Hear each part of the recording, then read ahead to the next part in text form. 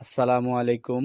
আমার চ্যানেলে যত দর্শক ভাই ও বোনেরা, আজকে নতুন একটা ভিডিওতে নিয়ে আসলাম। আমাদের খামারে ৩টা গরু আছে, ছোট-মোটো একটা খামার। বাছুর দেখছেন কত সুন্দর গরু।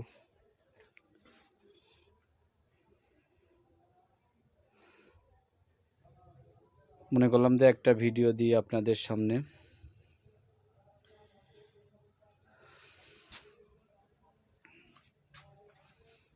গরুটা অনেক হুষ্ট-পুষ্ট হয়েছে।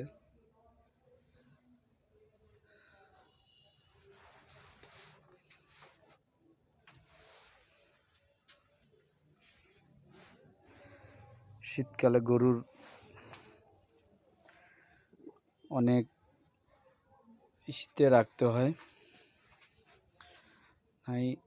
গরুর গায়ে ঠান্ডা লাগে, এজন্য গরুর গায়ে ছালা দিয়ে রাখছি।